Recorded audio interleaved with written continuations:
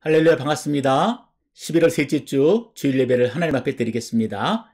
지금 이 시간 하나님 앞에 나아갈 때 우리 인생 가운데 있는 모든 무거운 짐을 내려놓고 또 그 짐을 가지고 나에게 오라 말씀하신 그 주님 앞에 온 마음을 다해 기쁨으로 나아가시는 이 시간 되시기를 바랍니다. 자, 이 시간 우리 함께 뜨거운 마음으로 주님을 찬양하겠습니다. 예배의 주인 되시고 찬양받기 합당하신 우리 주님께 영광의 박수를 올려드리며 찬양받기 합당하신 주님을 높여드립시다. 할렐루야. 우리 다 함께 선벽치며 마음 다해 주님을 높여드립시다. 함께 고백합시다. 찬양하세 찬양하세 찬양하세 함께 소리 높여 찬양 드리세 찬양하세 찬양하세 함께 소리 높여 찬양 드리세 찬양받기에 합당하신 주님 언제나 동일하신 주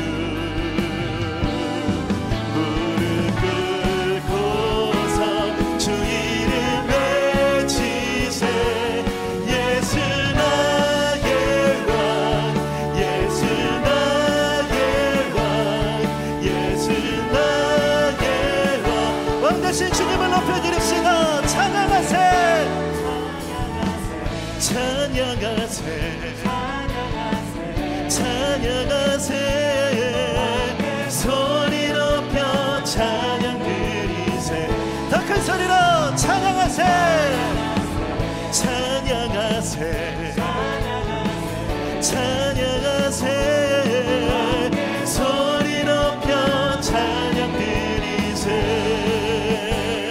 찬양받기에 합당하신 주님 언제나 동일하신 주 동일하신 주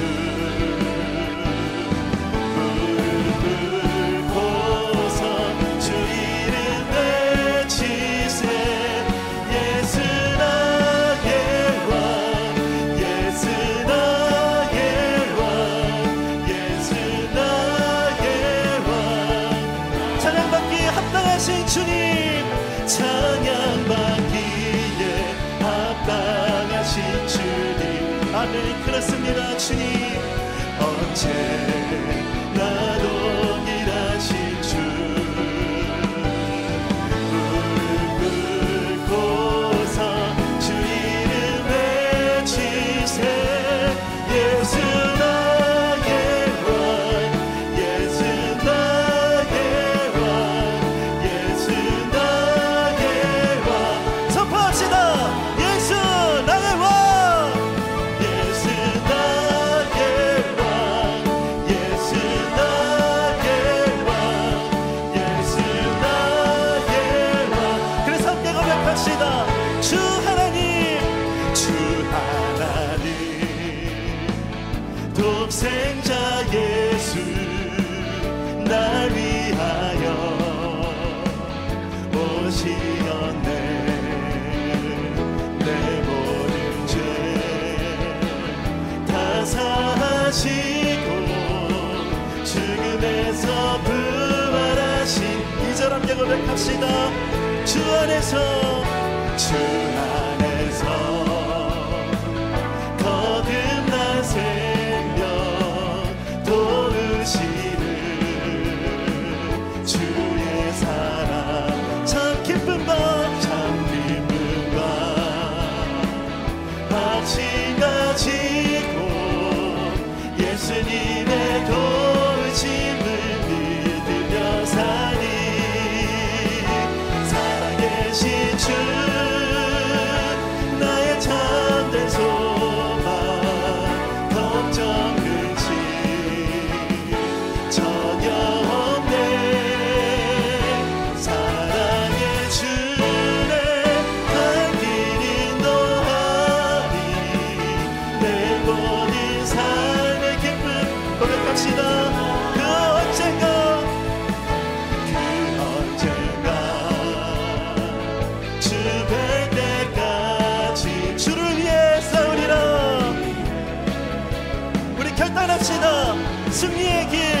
멀거함에도 승리의 길 멀거함에도 주님께서 나의 앞길 함께 고백합시다. 살아계신 주 살아계신 주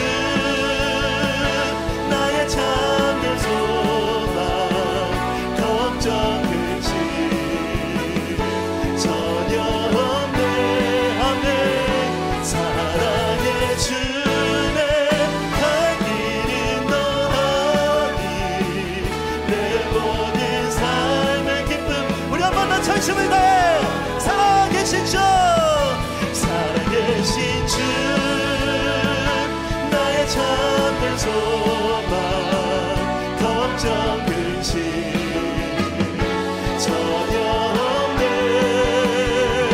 사랑의 주네 갈 길은 너하니 내 모든 삶의 기쁨 내 모든 삶의 기쁨 늘 충만하네 내 모든 삶의 기쁨 우리 한 번 더 고백합시다. 내 모든 삶의 기쁨 내 모든 삶의 기쁨 늘 충만하네 살아계신 하나님께 영광의 박수를 올려드립시다. 할렐루야. 살아계신 하나님 우리의 소망 되신 하나님 주님을 높여드립니다. 할렐루야. 예배하는 시간은 주님을 바라보는 시간입니다. 이 시간 함께 하시는 그 주님 바라보며 이 찬양의 고백을 함께 주님께 고백하기 원합니다. 안개 속에서 주님을 보내 아무도 없을 것 같던 그곳에서 손 내미셔서 나를 붙드네 길을 거스러져 가던 우리 처음부터 한 번 더 고백합시다. 안개 속에서 주님을 보내 아무도 없을 것 같던 그곳에서 손 내미셔서 나를 붙드네 길을 거스러져 가던 그곳에서 주 말씀하시네 내 손 잡으라고 내가 길이요 진리 생명이니 나 그 길을 보내 주 예비하신 곳 다른 길로 돌아서지 않으리 예수의 길 그 좁은 길 나는 건네 주 손잡고 그 무엇도 두렵지 않네 주님 주신 약속 내게 있으니 세상의 길 그 험한 길 승리하네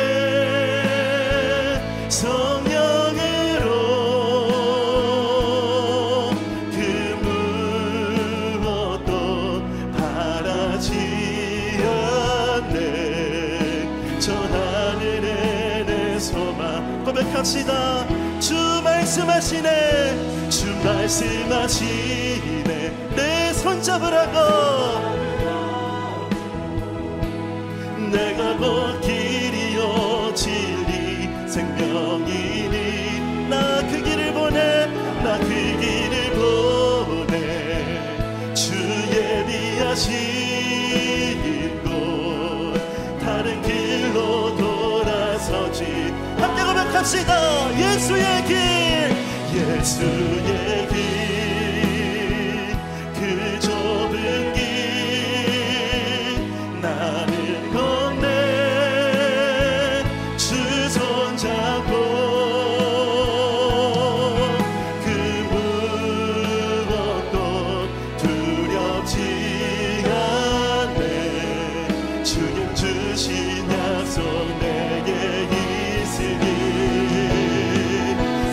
세상의 길 그 험한 길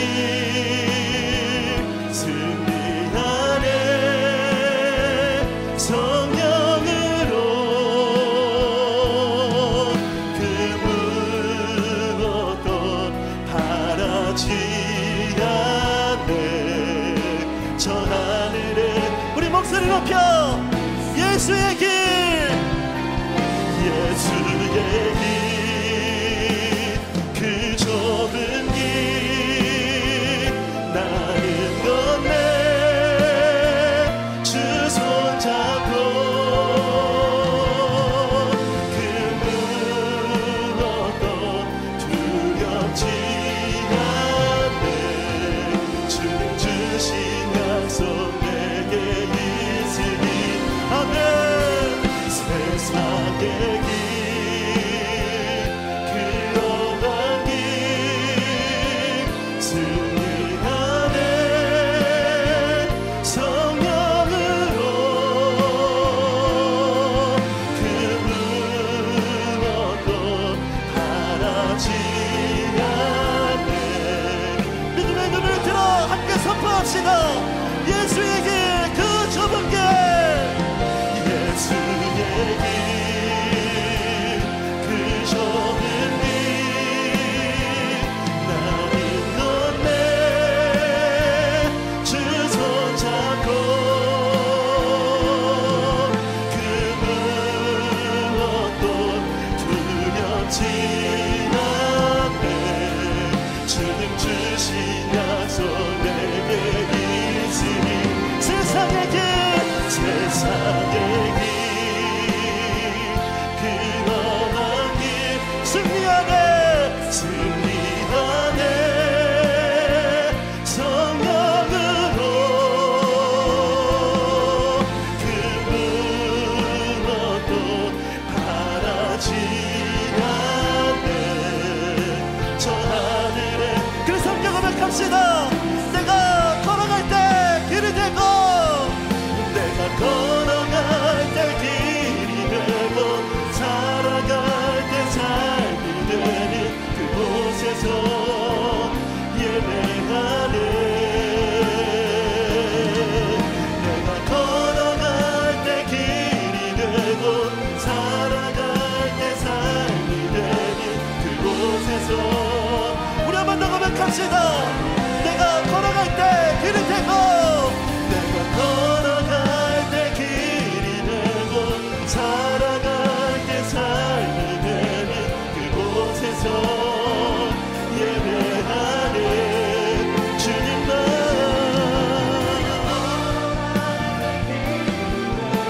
살아갈 때 삶이 되는 그곳에서 고백합시다 부르신 곳에서 부르신 곳에서 나는 예배하네 어떤 상황에도 나는 예배하네 부르신 곳에서 나는 예배하네 어떤 상황에도 우리 한번 더 고백합시다 부르신 곳에서 부르신 곳에서 나는 예배하네 어떤 상황에도 나는 예배하네 부르신 곳에서 나는 예배하네 어떤 상황에도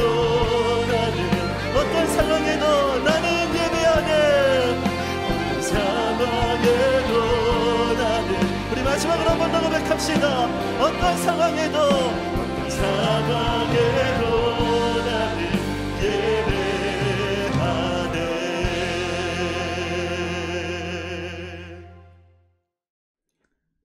묵도하겠습니다. 너는 여호와께 감사하며 그의 이름을 불러 아뢰며 그가 행하신 모든 일을 만민 중에 알릴지어다. 그에게 노래하며 그를 찬양하고 그의 모든 기사를 전할지어다. 그의 성호를 자랑하라. 여호와를 구하는 자마다 마음이 즐거울지로다. 아멘. 성소에서 너를 도우리라 말씀하신 하나님, 그 약속을 기억하고 오늘도 우리를 부르신 그 자리에서 주님 앞에 나아갑니다. 어떤 사람은 병거를 의지하고 어떤 사람은 말을 의지하나 저희들은 오직 여호와 하나님만을 의지하며 나아갑니다.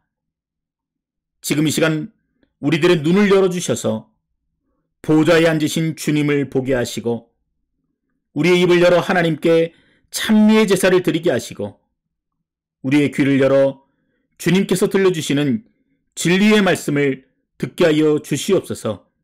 각 가정에서, 일터에서, 그리고 교회에 함께 나와 드리는 우리의 예배와 헌신을 기쁘게 받아 주시옵소서.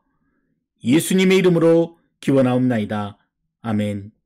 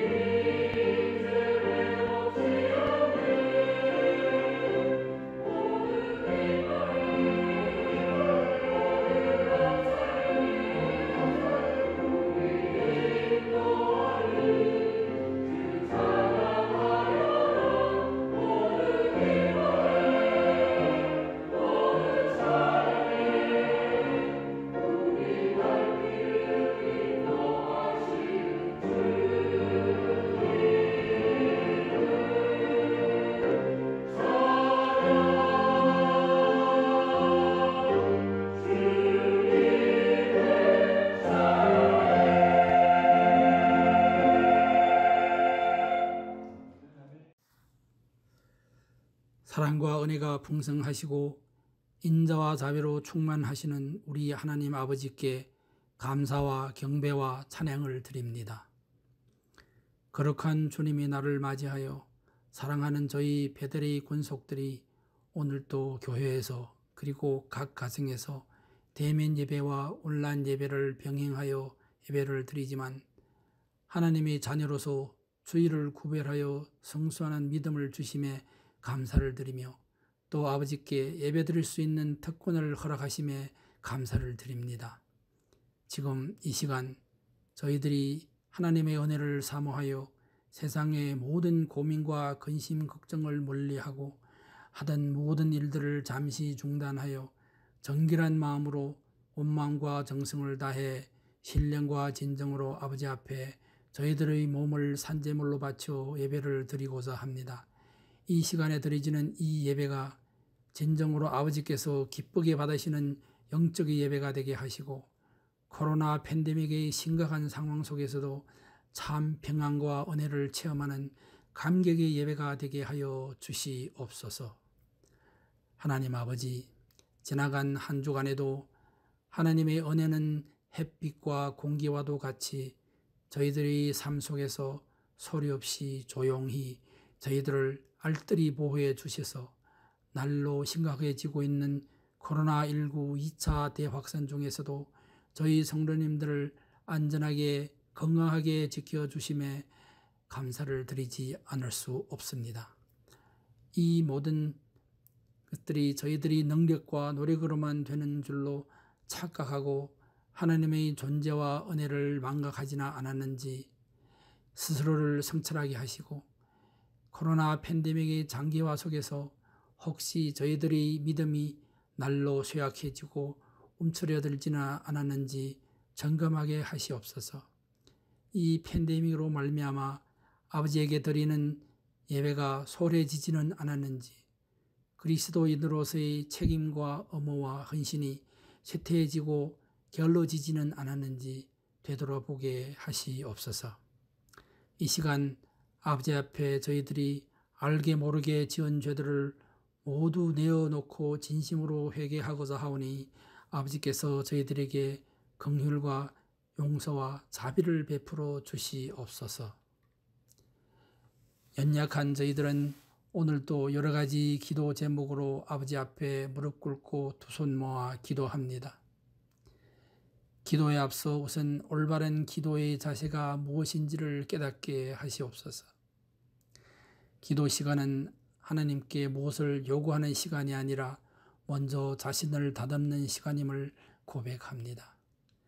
저희들이 오직 말씀을 앞세우는 기도, 순종을 실천하는 기도, 겸손하게 드리는 기도만이 아버지께서 기뻐하시고 저희들에게 응답의 은혜를 체험하게 해 주실 것임을 굳게 믿습니다. 힘든 현실 속에서 너무 탄식하지 않게 하시고 어려운 기도 제목을 앞두고 너무 조바심 내지 않게 하시며 자녀 문제로 인해 너무 불안해하지 말게 하시고 삶이 힘겹고 재정적인 압박이 심해도 평안을 잃지 말게 하시며 더 나아가 사랑하는 이웃과 형제들을 위하여 평안을 빌게 하여 주시옵소서. 어둠 속에서 빛을 비추시고 외로울 때 다가와 주시고 넘어졌을 때 일으켜 주시고 뒤처졌을 때 기다려 주시는 주님이 함께 하신다는 믿음으로 기도하는 저희들이 되게 하여 주시옵소서. 이 시간 저희들이 성도로서 삶의 궁극적인 목적이 무엇인지를 다시 한번 깊이 묵상해 봅니다.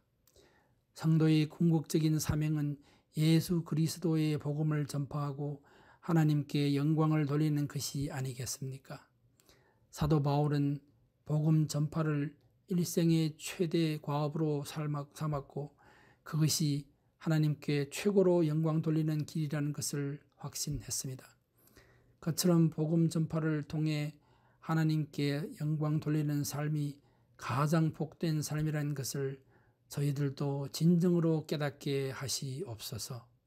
저희들에게 복음의 빛을 갚는 심정으로 힘써 선교에 동참하는 믿음을 허락하여 주시옵소서. 하나님 아버지, 이 시간 저희 교회에서 후원하는 이교식, 한요한, 양병순, 최성일 선교사님을 위하여 기도합니다.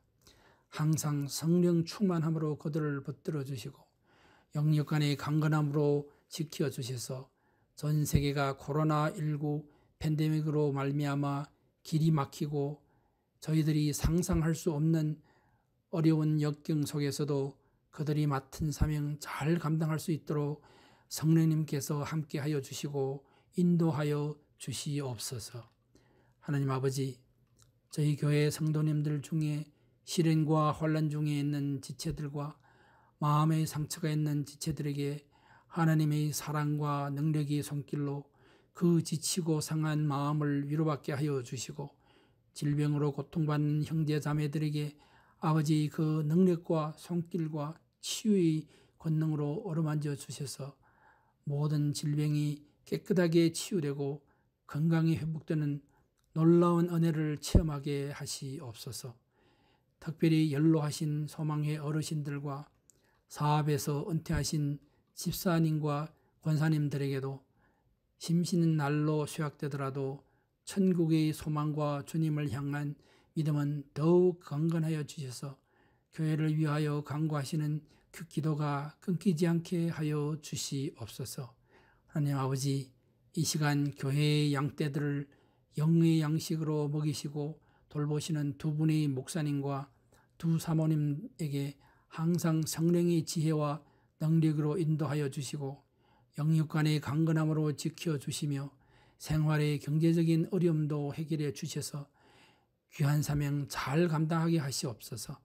오늘도 생명의 말씀을 전하실 최조식 목사님에게 성령의 기름을 부어주시고 목사님을 통해 선포되는 말씀으로 저희들이 굳은 심령을 찔러 쪼개어 주시고 치료와 위로 그리고 변화가 임하게 하시며 주님의 그 참사랑과 구원의 그 진정한 의미와 천국의 소망으로 기쁨과 참 평안을 맛볼 수 있게 하여 주시옵소서. 이 모든 것을 우리들을 위하여 피 흘리시고 십자가에 못 박혀 돌아가신 우리 주 예수 그리스도의 거룩한 이름 받들어 간절히 기도드리옵나이다. 아멘.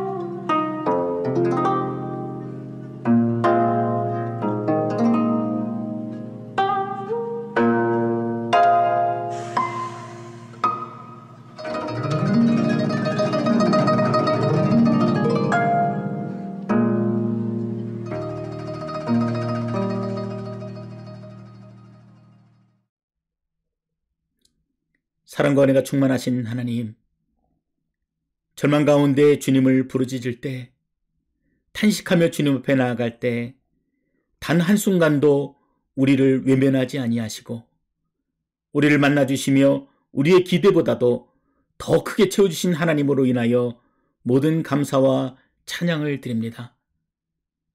그 헤아릴 수 없는 주님의 사랑에 감사하여 지금 이 시간 구별하여 주님 앞에 예물을 드리오니, 우리들의 삶의 시간들을 주님 앞에 드리오니 주님이 홀로 영광 받으시고 주님의 나라와 그의 영광을 위해 쓰여지는 귀한 예물이 되어지게 하여 주시옵소서. 너무나 어려운 때를 지나고 있는 것 주님이 아시오니 물질 때문에 시험당하거나 넘어지지 않게 하시고 오히려 주를 향한 그 믿음의 고백으로 또 더욱더 구별된 헌신으로 주님 앞에 영광 돌리는 복된 삶이 되게 하여 주시옵소서. 우리의 모든 것 되시는 오늘 우리에게 주신 하나님 말씀은 마태복음 11장 12절 한 절 말씀입니다. 신약성경 17페이지에 있습니다. 마태복음 11장 12절 우리 같이 읽도록 하겠습니다. 침례 요한의 때부터 지금까지 천국은 침노를 당하나니 침노하는 자는 빼앗느니라. 아멘. 오늘은 우리가 마태복음 11장 12절 이 한 절의 말씀을 가지고 천국을 침노하는 자에 대한 두 가지 해석이라는 제목으로 하나님 말씀 함께 나누도록 하겠습니다. 오늘 우리가 함께 읽은 마태복음 11장 12절의 말씀은 그 의미와 뜻을 해석하기 상당히 어려운 성경의 난해 구절 가운데 하나입니다. 그래서 성도들이 이러한 성경 구절들을 만나게 되면은 그 뜻을 모르면서도 대충 넘기거나 아니면은 과거 설교자들로부터 들었던 이런저런 말씀들을 조합해서 그 뜻을 유추하게 됩니다. 오늘 우리가 읽은 성경은 어떻습니까? 천국은 침노를 당한다, 이런 말로 시작하게 되는데, 솔직히 이 말씀을 들으면은 어떤 뜻인지 잘 알겠다, 시원하다, 이런 마음보다는 이 뜻이 무엇인지 무언가 마음에 불편함이 느껴집니다. 아마도 많은 분들이 그 여러 단어 중에 이 침노라고 하는 부정적인 단어 때문에 그런 감정을 느끼실 겁니다. 이 침노라는 말은 불법적으로 쳐들어간다는 그런 부정적인 의미를 가지고 있기 때문에 그런 의미를 가지고 이 본문을 이해하게 되면은 천국은 그렇게 불법적으로 강압적으로 빼앗아서 들어가는 곳이구나 하는 이상한 해석을 가지기 때문입니다. 미국의 웨스터민스터 신학대학에서 성서 해석학을 전공하신 권성수 목사님 쓰신 책에 보면은 실제로 과거의 유명한 목사님들이 이 부분을 이렇게 설교했다고 기록되어 있습니다.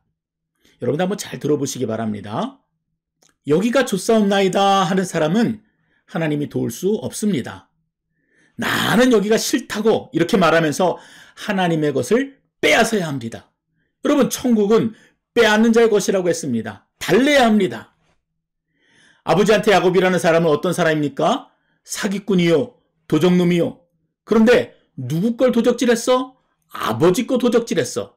그런데 아버지가 그 아들을 도적놈이라고 합니까? 안 그랬어요. 아니라 그랬어요. 여러분 믿으면 아멘 하시기 바랍니다. 여러분 잘 들으세요. 성경은 계속 침노하는 자의 거라고, 빼앗는 자의 것이라고 말합니다. 여러분, 이렇게 참으로 어리석게도 순진했던 한국의 성도들은 이처럼 이 본문을 이해할 때 천국에 들어가려면은 우리가 그 난폭한 죄인들처럼 하나님의 것을 강제로 빼앗아야 되는구나, 이런 이해를 가지고 그렇게 아멘 아멘 하였던 것입니다. 그래서 이처럼 하나님의 말씀을 우리가 제대로 모르고 넘어간다면은, 대충 넘어간다면은 이처럼 터무니없는 말에도 아멘 아멘 하게 되는 어리석은 성도가 되는 것입니다. 그래서 어쩌면 우리가 마지막 날에 천국문에 이르게 될 때요, 그 천국문이 아니라 엉뚱한 문을 두드리면서 애통하는 날이 생길지도 모르는 것입니다. 솔직히 오늘 본문은 저에게 있어서도 정확하게 이건 이런 뜻입니다 라고 말씀드리기가 어렵습니다.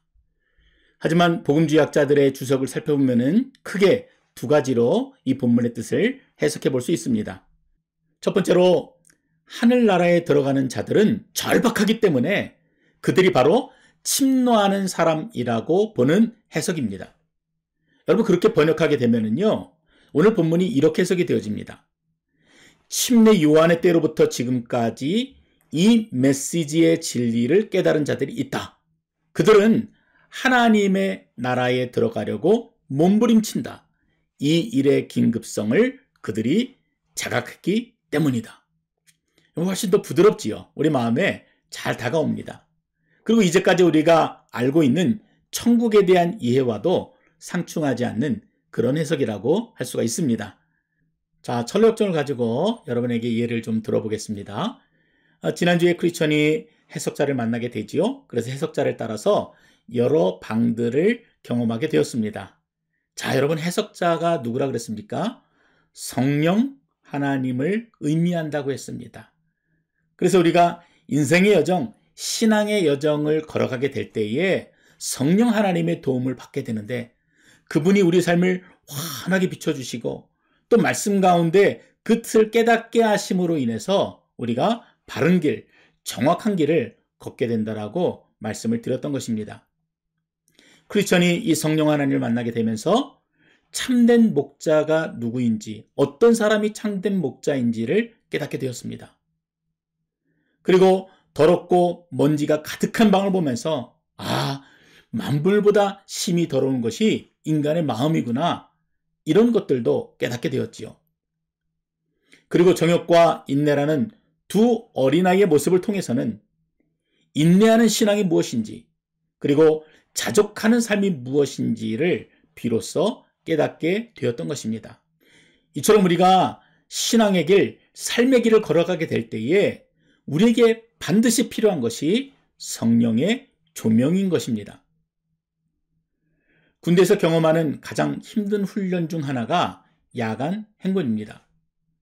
낮에는 적에게 관찰되기 때문에 밤에 행군을 하는 것인데요. 25kg이나 되는 그 무거운 군장을 어깨에 메고 아무것도 보이지 않는 산길, 시골길을 걸어가는 것입니다. 진짜 혹독한 훈련입니다. 정말 말 그대로 한 치 앞도 보이지 않습니다. 그래서 여러분 길을 잃지 않고 제대로 정해진 길을 가려면요, 겨우겨우 보이는 그 앞사람의 군장, 그 무거운 군화를 놓치지 않아야 합니다. 어떻게 되겠습니까? 그 앞사람과 최대한 붙어서 걸어가야지만 이탈하지 않고 바르고 안전한 길을 걸어갈 수가 있는 것입니다. 이처럼 그리스도인들이 그 신앙의 여정을 바르게 그리고 안전하고 온전하게 걸어가기 위해서는 성령님을 의지하고 또 그 성령님을 놓치지 않기 위해서 바짝 따라 붙을 수 있어야 하는 것입니다. 그렇게 바짝 붙어가야지 안전하고 또 그 어둠의 긴 터널을 안전하게 빠져나갈 수 있는 것입니다. 해석자가 또다시 안내한 곳은 웅장한 궁전이었습니다. 오랜 여정이 힘들었던 터라 크리스찬도 너무 좋아서 달려갔습니다. 그 궁전에 들어가고 싶었어요. 그런데 수많은 사람들이 그 궁전 안으로 들어가지 못하고 궁전 밖에서 머뭇거리고 있는 것입니다. 여러분, 이것은 천국에 들어가고자 하는 자는 많으나 들어가는 자들이 적다는 것을 보여줍니다. 근데 사람들이 왜 못 들어갑니까? 하나님의 나라가 귀한 것 알지요. 그것이 너무 좋다는 것도 압니다. 그런데 여전히 이 세상에 살면서 내가 마음에 포기하지 못하는 것, 세상 정욕과 즐거움을 버리지 못하기 때문에 들어가지 못하고 다들 머뭇거렸던 것입니다. 그런데 어떤 한 사람이 나타났습니다. 그리고는 명부에 자신의 이름을 적고 무장한 군인들을 뚫고 당당하게 그 웅장한 궁전으로 들어가는 것이었습니다. 아니, 저 사람은 뭐가 특별하기에 저렇게 들어갈 수 있을까? 크리스찬이 너무도 마음에 궁금했던 것이에요. 그리고 자기 자신도 그 사람처럼 당당하게 궁전으로 들어가고 싶어서 물었습니다. 이처럼 당당하게 궁전에 들어간 자를 침노하는 자다, 이렇게 말할 수가 있습니다. 자, 그렇다면은 우리가 어떻게 해야지 그렇게 당당하게 그 궁전에 천국에 들어갈 수 있습니까? 궁금하지요? 자, 먼저 이 당당한 사람은요, 자신에게 머뭇거릴 시간이 없다는 것을 알았습니다. 그저 성 밖에 있었던 다른 사람들처럼 안일하게 줄을 서서 기다리다가는 곧 그 성문이 닫히게 되고, 그리고 문 밖에서 통곡하게 될 것이라는 것을 알았기 때문에 이 당당한 사람은 그 무리들을 뚫고 심판대 앞으로 당당하게 나아갔던 것입니다. 그리고 두 번째로 이 당당한 사람에게는 반드시 저 궁전에 들어가야 되겠다라고 하는 굳은 결심이 있었습니다. 여기는 희생이 동반되지요. 내가 어떠한 희생을 치르더라도, 그 어떤 대가를 지불하더라도 반드시 들어가겠다라고 하는 결심이 있었기 때문에 그 궁전에 들어갈 수가 있었던 것입니다. 궁전 밖에 있던 많은 사람들이 머뭇거리며 포기하지 못하는 그 즐거움보다 훨씬 값어치 있고, 그리고 그것이 반드시 좋은 것이라는 확신이 있었기 때문에 주저하지 않고 모든 것들을 포기하고 굳은 결심 가운데 나아갈 수가 있었던 것입니다. 그리고 마지막으로 이 당당한 사람에게는 목표를 이루기 위한 거룩한 열심이 있었습니다. 마태복음 13장에 보면은 천국은 마치 밭에 감추인 보화와 같다고 했습니다. 그래서 이를 발견한 농부가 어떻게 했습니까? 그 보화를 숨겨두고 집으로 돌아가서 자신이 가지고 있는 모든 소유를 팔아서 그 밭을 샀다고 했습니다. 왜 그렇습니까? 그 보화가 얼마나 귀하고 값진 것인지 너무나 잘 알기 때문에 그 어떤 것을 포기해서라도 또 수단과 방법을 가리지 않고 그 밭을 사고자 하는 그 열정을 보여준 것입니다. 이런 행동이 비정상적입니까? 아니지요. 참된 가치를 발견한 자에게 나타나는 지극히 정상적인 행동입니다.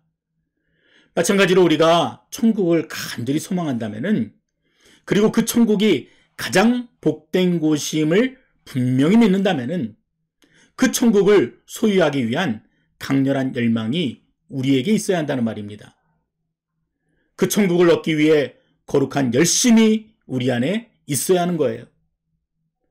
이처럼 천국은 그 나라에 들어가려고 간절히 원하는 자, 사모하는 자, 그래서 가지고 있는 것을 아낌없이 내려놓을 수 있는 자가 하나님의 은혜로 들어가는 곳이 바로 천국인 것입니다. 자, 우리 두 번째 이제 마태복음 11장 12절에 대한 두 번째 해석은 하나님의 나라가 세상을 침노한다라고 보는 해석입니다. 이미 앞서 살펴본 것처럼 침노한다를 수동적으로 해석한다면은 저희가 읽은 이 개역개정 성경처럼요, 천국이 어떤 사람들에 의해서 침입을 당한다, 그런 의미로 번역이 됩니다. 그런데 이 침노하다라고 하는 단어는 능동태나 중간태로도 해석이 될 수 있습니다. 그러면은 이 침노의 주체가 완전히 달라지는 것입니다. 사람이 아니라 천국 자체가 이 세상으로부터 강압적으로 밀려 들어오고 있다 하는 그런 의미가 됩니다. NIV 영어 성경이 그런 의미로 번역이 되어져 있습니다. 그래서 번역하면은 침례 요한의 때로부터 지금까지 하나님의 나라는 힘차게 뻗어나가고 있다. 그래서 힘 있는 사람들이 그 하나님의 나라를 차지하게 될 것이다. 이렇게 번역이 되는 것입니다. 하나님의 나라는 이 땅에 이미 선포가 되어 있습니다. 그리고 그 선포된 하나님의 나라는 그 누구에 의해서 늦춰지는 것도 아니고 어떠한 더 큰 힘에 의해서 밀리는 것도 아니라 정확하게 정해진 때에, 그리고 성경이 이야기하고 있는 것처럼 이제 곧 임하게 될 하나님의 나라라는 것을 그 단어를 통해서 느껴지게 되는 것입니다. 여러분, 분명 이 두 가지 해석에는요 차이가 있습니다. 그러나 공통점은 무엇이겠습니까? 주님의 나라, 저 천국이 가까이 다가왔다라는 그 임박한 종말론을 말한다는 것입니다. 그리고 그 천국에 대한 확신과 사모함이 있는 자만이 그 천국을 취할 수 있다는 것도 같이 말하고 있습니다. 그래서 우리가 어떤 해석을 취하더라도 예수님께서 그 모인 자들에게 말씀하신 이 천국은 침노당한다. 그래서 침노하는 자가 빼앗는다라고 하는 그 문맥을 해석하는 데는 큰 문제가 되지 않는 것입니다. 철로 역정을 통해서도 우리는 임박한 종말을 경험할 수 있습니다. 해석자는 크리스찬을 계속해서 다른 방으로 인도합니다. 어떤 방에 도착해보니 벽난로에요, 불이 활활 타오르는데 어떤 한 사람이 계속해서 물을 끼얹으면서 그 불을 끄려고 하는 것입니다. 그래서 여기서 불은 우리가 체험한 하나님의 은혜예요. 성도들이 그 구원의 과정 가운데서 느끼게 되는 하나님의 은혜입니다. 근데 그 불을 누가 끕니까? 사단이 계속해서 방해하고 우리들의 마음 가운데서 그 하나님의 사랑, 그 확신의 마음을 뺏어가기 위해서 계속 물을 붓는 것입니다. 근데 이상한 것은 이 크리스찬이 가만히 보니까 옆에서 계속 물을 붓는데도 그 불이 꺼지지를 않는 것입니다. 그래서 궁금하게 여기고 있으니까 해석자가 이 크리스찬을 데리고 벽 뒤로 갔습니다. 그곳에는 다른 한 사람이 기름병을 가지고 은밀하게 계속 기름을 불 위에 붓고 있었습니다. 여러분, 무엇이 상상되십니까? 우리가 사탄 마귀의 공격을 끊임없이 받아도, 마치 불이 꺼질 것처럼 무서운 공격을 받아도 성령 하나님께서는 당신의 택한 백성들에게 지속적으로 끊임없이 기름을 부어주시기 때문에 결코 우리에게 주신 그 은혜의 불결이 꺼지지 않는다는 것입니다. 그래서 어떻습니까? 우리가 사탄의 공격을 받으면 받을수록 우리의 믿음이 더 강건해지는 것을 경험하게 되지요. 이러한 경험과 믿음이 있어야 그 치열한 영적 싸움을 두려워하지 않고 성도들이 극복해 나갈 수가 있는 것입니다. 베드로전서 1장 5절 말씀에 너희가 말세에 나타내기로 예비하신 구원을 얻기 위하여 믿음으로 말미암아 하나님의 능력으로 보호하심을 입었다라고 말씀합니다. 결국 이기는 싸움이라는 것을 알기 때문에 당당히 맞서 싸울 수 있는 것이고, 물러서거나 포기하지 않고 마지막 날의 주님 앞에 당당히 설 수가 있는 것입니다. 유다서 1장 24절과 25절의 말씀입니다.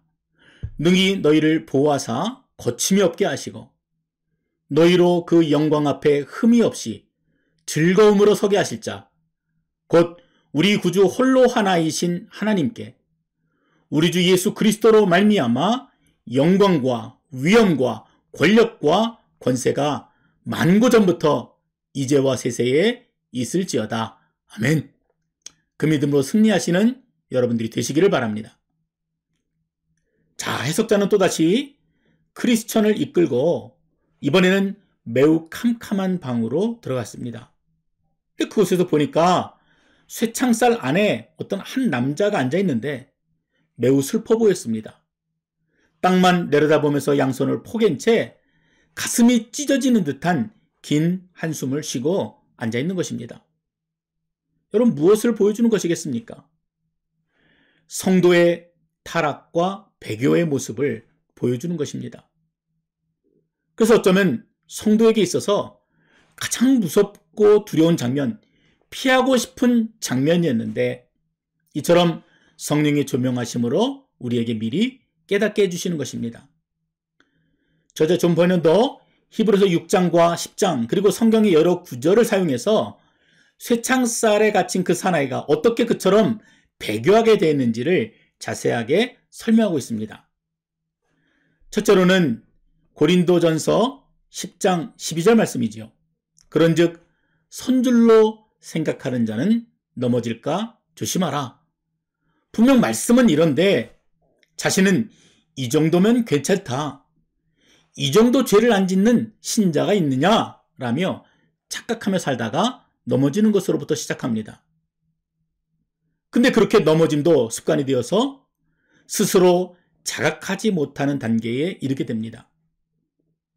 자신이 연약함을 깨닫게 되는 것이 회복의 첫 단계인데 영적으로 무뎌지고 무감각해져서 전혀 헤어날 수 없는 그 깊은 죄의 수렁 가운데 빠지게 된 것입니다. 그리고 어떻게 되었습니까? 결국 성령의 책망과 질책에도 움직여지지 않는 그런 절망의 상태에 이르게 되었던 것입니다. 사울왕도 그랬습니다. 사울왕의 시작은요, 그리 나쁘지 않았습니다. 그러나 점차 그 마음이 교만해지고 하나님의 말씀을 어기고요, 죄를 가까이 하고 살다가 죄를 짓고도 깨닫지 못하는 영적인 무감각에 이르게 된 것입니다. 그래서 사무엘상 16장 14절의 말씀처럼 여호와의 신이 사울에게서 떠나고 여호와의 부리신 악신이 그를 번뇌케 하는 상태에 이르렀다고 성경이 기록하고 있는 것입니다.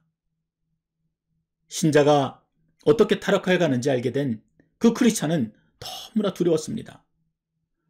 우리 모두가 그렇게 함께 느끼는 것처럼 자신도 넘어져서 결국은 영적인 무감각이 될까 두려웠기 때문입니다. 쇠창살에 갇혀 절규하는 남자를 본 크리스찬은 서둘러 순례길을 떠나려고 했습니다. 그러자 해석자는 다시 그 크리스찬을 붙들고 마지막 방으로 인도하였습니다.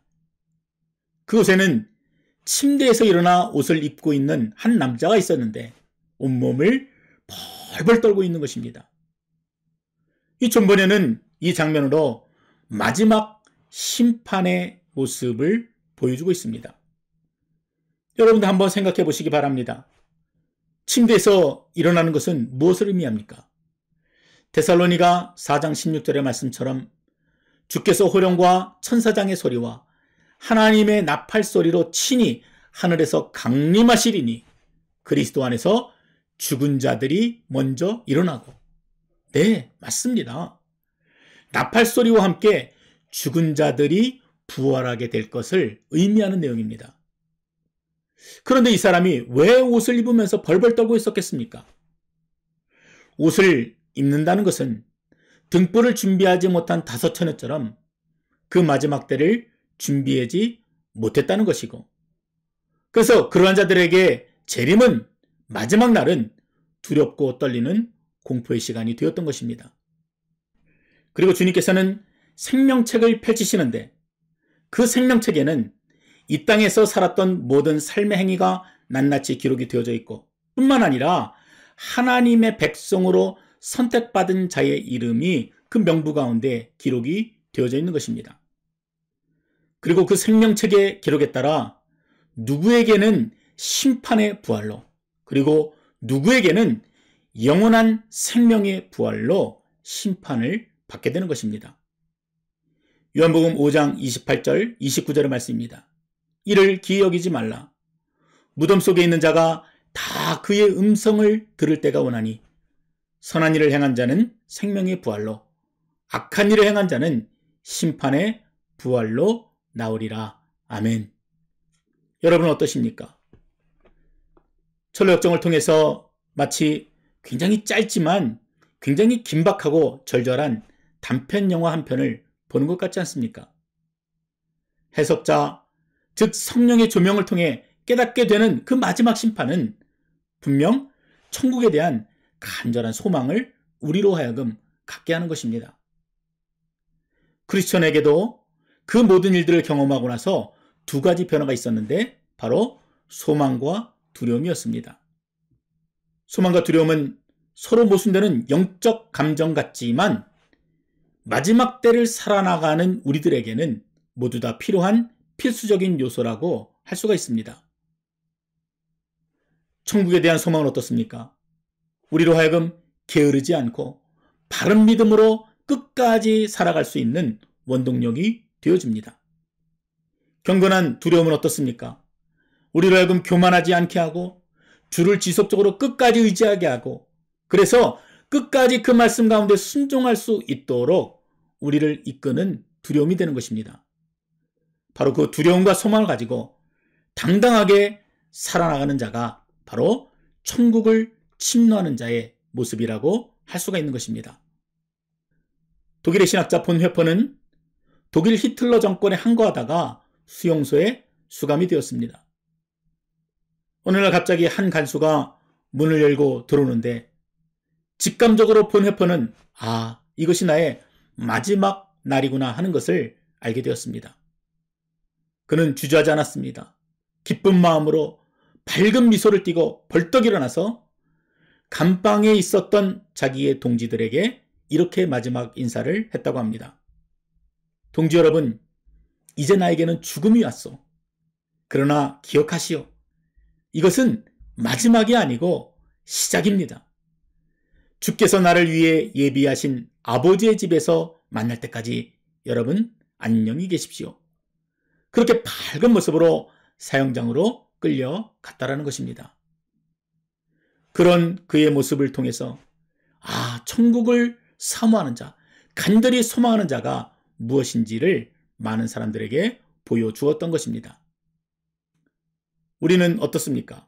우리 또한 알 수 없는 그 마지막을 향해 걸어가는 여행자들입니다.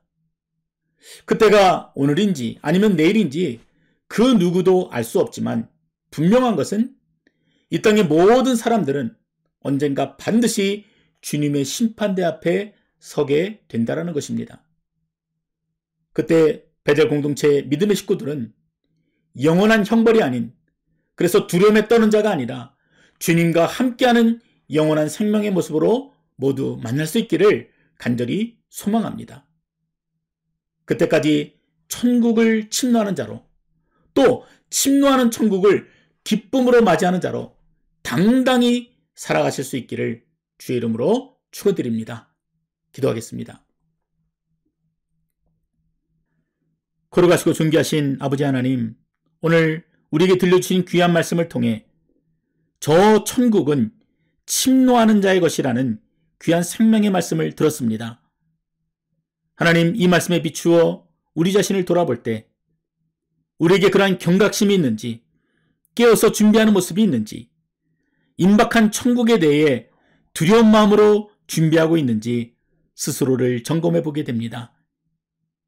연약한 자를 붙들으셔서 주 성령께서 도우셔서 우리로 하여금 정직한 길로 행할 수 있도록 인도하여 주시고 바른 길, 곧은 길, 승리의 길로 이끌어 주셔서 우리에게 주어진 인생의 여정 가운데 만나게 되는 수많은 고비들을 넉넉히 승리하며 이겨낼 수 있도록 우리를 이끌어 주시옵소서. 오늘도 우리를 포기하지 아니하시고 끝까지 붙들어 주시며 마지막까지 인도하실 그 성령 하나님만을 의지하오며 예수님의 이름으로 간절히 기도드렸습니다. 아멘. 자, 함께 일어나서 찬양하겠습니다.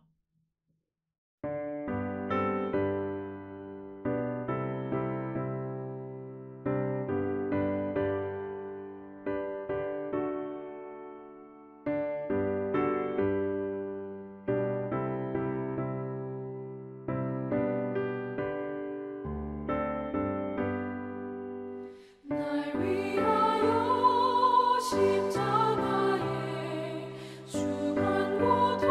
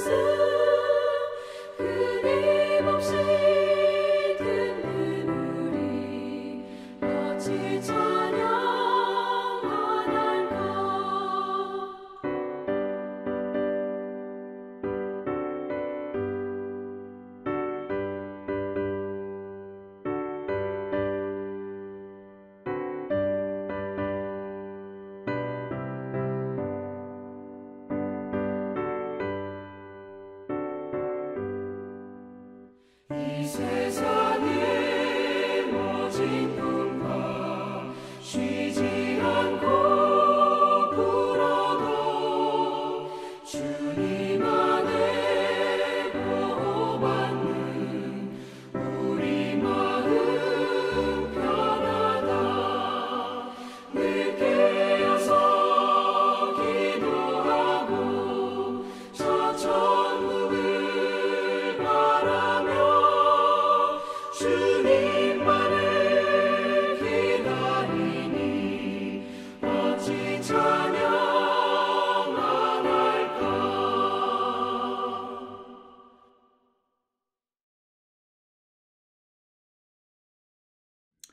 기도하겠습니다. 이제는 우리 주 예수 그리스도의 은혜와 하나님 아버지의 무궁하신 사랑과 성령 하나님의 감화 감동 위로 충만하심이 지금도 흩어져 예배를 드리지만 그 하나님의 무한하신 사랑을 날마다 경험하며 오늘도 저 천국을 소원하며 나아가는 주의 백성들 머리머리 위에 또 그 가정과 교회 위에 이제로부터 영원토록 함께 하시기를 간절히 축원하옵나이다. 아멘. 자, 우리 사랑하는 가족들에게 같이 인사하겠습니다. 우리 주의 사랑으로 사랑합니다. 축복합니다. 같이 인사하겠습니다. 주의 사랑으로 사랑합니다. 축복합니다. 네, 오늘도 여러분들에게 또 광고 말씀 같이 나누도록 하겠습니다. 알버타뿐만 아니라 캐나다 전역의 코로나 확진자가 계속해서 증가하고 있습니다. 여러분 더 조심하시고 더 주의하셔서 우리 다시 만날 때 다들 모두 건강하게 만날 수 있기를 기도드립니다. 그리고 현장 예배는 알버타 정부의 지침이 바뀌기 전까지 민감하게 계속 진행하려고 합니다. 예배 참여하시는 분들은 반드시 마스크를 착용해 주시기 바랍니다. 지난 토요일 영어부에서는 아제르바이잔에서 성경 번역 선교를 하셨던 이정훈 목사님께서 일일 수련회 강사로 섬겨주셨습니다. 수고하신 모든 분들에게 감사를 드립니다. 2021년 사역을 준비 중에 있습니다. 아시는 것처럼 모든 계획을 확정할 수도 없고 굉장히 가변적인 계획을 세울 수밖에 없는 형편입니다. 그래서 성령의 인도하심을 따라 준비하는 자가 지혜롭고 또 충만하게 그 모든 계획들을 세워나갈 수 있도록 여러분들이 함께 기도해 주시기 바랍니다. 수요 예배가 매주 수요일 오후 7시 30분에 그리고 토요 새벽 기도회가 매주 토요일 오전 6시 30분에 라이브로 진행이 됩니다. 교회 홈페이지를 통해서 접속하실 수 있고 또 개별적으로 저에게 연락해 주시면은 예배에 참여할 수 있는 링크를 보내드리겠습니다. 이럴 때일수록 느슨해지지 마시고 더욱 모이기에 힘쓰시기를 바랍니다. 헌금 안내입니다. 모두가 다 어려운 때를 지나고 있지만 매주 하나님 앞에 우리가 구별하여 온전한 헌금을 드리는 것이 참으로 중요합니다. 특히 베델교회는 우리가 함께 세워나가는 공동체임을 여러분 꼭 기억해 주시고 또 번거롭더라도 안내에 따라 헌금해 주시기 바랍니다. 이익 트랜스퍼로 보내셔도 되고요. 또 개인 체크를 쓰셔서 교회 우편으로 보내주셔도 됩니다. 교회 직접 나오셔서 헌금을 전달해 주셔도 되고 또 교육자를 통해서 전달해 주셔도 됩니다. 꼭 기억해 주시기 바랍니다. 이상으로 모든 순서를 마치도록 하겠습니다. 한 주간도 평안하시고 주 안에서 늘 감사하시는 복된 시간들이 되시기를 바랍니다. 감사합니다.